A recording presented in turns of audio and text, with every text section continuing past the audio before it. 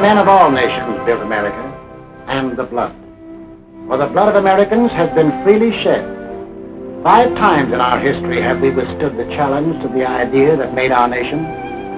The idea of equality for all men, life, liberty, and the pursuit of happiness. The idea that made us the people we are.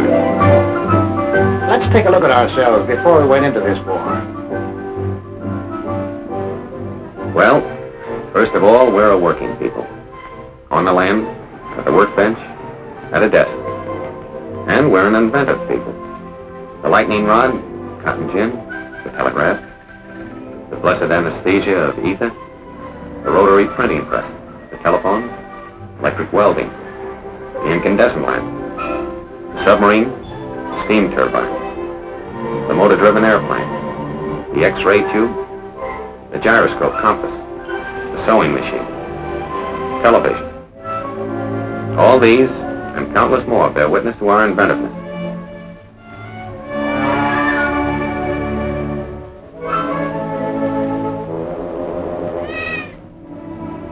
And this inventiveness and enterprise, plus our hard-won democratic ideal of the greatest good for the greatest number, created for the average man the highest standard of living in the world.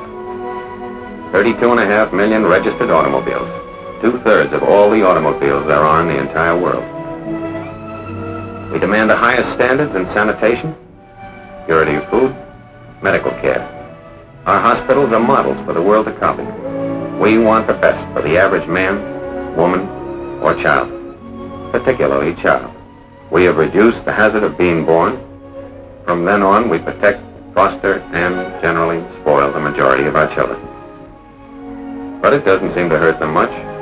They go to school, all kinds of schools, to kindergarten, public schools, private schools, trade schools, high schools, to 25,000 high schools, and to college. In the last war, 20% of all the men in the armed forces have been to high school or college. In this war, 63%.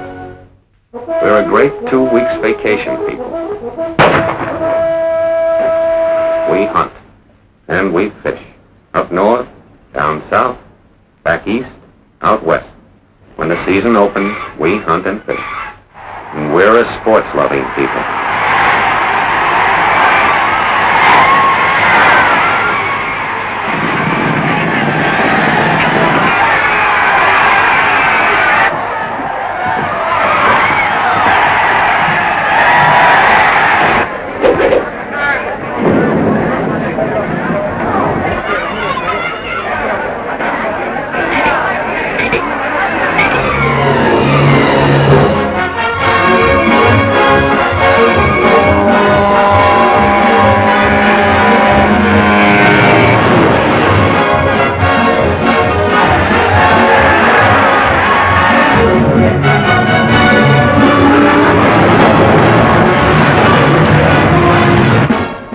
Probably the travelingest nation in all history. We love to go places. We have the cars, we have the roads, we have the scenery.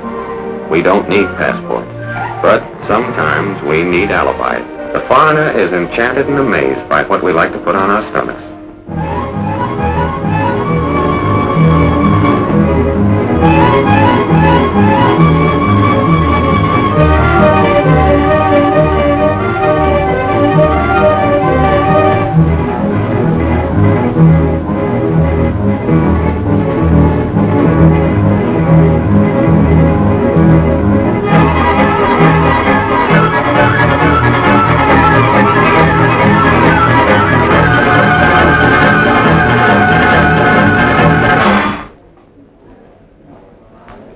We join clubs, fraternities, unions, federations. Radios, we have one in the living room. When you think of refreshment, think of the dining room, the bedroom, the bathroom, in our cars, and in case of acid indigestion, in our hands, and up our sleeves. Does your cigarette taste different lately? Music, we couldn't be without it.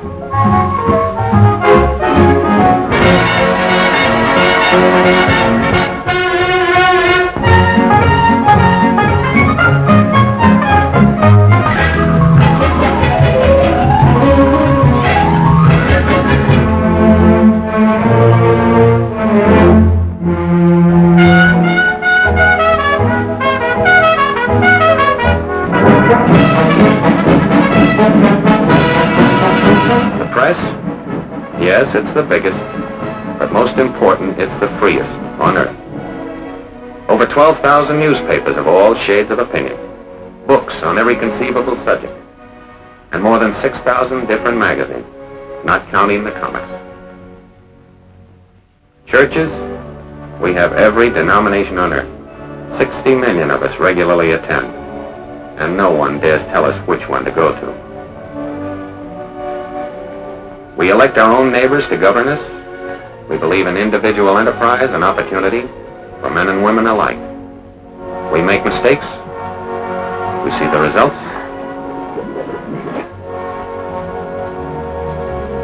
We correct the mistakes. We skyrocket into false prosperities and then plummet down into false, needless depressions. In spite of everything, we never lose our faith in the future. We believe in the future. We build for the future. Yes, we build for the future. And the future always catches up with us. Before we're done building, we've developed something new and have to start rebuilding. That's roughly the kind of people we are. Boastful, easygoing, sentimental, but underneath passionately dedicated to the ideal our forefathers passed on to us, the liberty and dignity of man. We've made great material progress, but spiritually we're still in the frontier days. Yet deep down within us, there is a great yearning for peace and goodwill toward men. Somehow we feel that if men turn their minds toward the fields of peace, as they have toward the fields of transportation, communication, or aviation, wars would soon be as old-fashioned as the horse and buggy days. We hate war. We know that in war it's the common man who does the pain, the suffering, the dying. We bend over backwards to avoid it. But let our freedoms be endangered, and we'll pay and suffer and fight to the last man. That is the America. That is the way of living for which we fight today. Why? Is that fight necessary? Did we want war? In 1917, before most of you fighting men were born, our fathers fought the First World War to make the world safe for democracy, for the common man. They fought a good fight and won it. There was to be no more war in their time or their children's time. Faithful to our treaty obligations, we destroyed much of our naval tonnage. Our army went on a reducing diet until it became little more than a skeleton. For us, war was to be outlawed. For us, Europe was far away. And as for Asia, well, that was really out of this world, where everything looked like it was torn from the National Geographic. Yet, in this remote spot in Asia, in 1931, while most of you were playing ball in the sandlots, this war started. Without warning, Japan invaded Manchuria.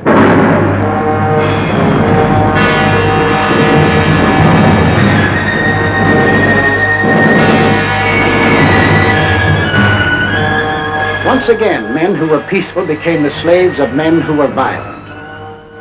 In Washington, D.C., our Secretary of State made a most vigorous protest. The American government does not intend to recognize any situation, treaty, or agreement which may be brought about by means of aggression. But we the people hadn't much time to think about Manchuria. We were wrestling with the worst depression in our history. Some of us were out of jobs. Some of us stood in bread lines. Some of us suffered homemade aggression. Some of us were choked with dust. Some of us had no place to go. 2 years later, in 1933, while most of you were graduating from high school, we read that a funny little man called Hitler had come into power in Germany.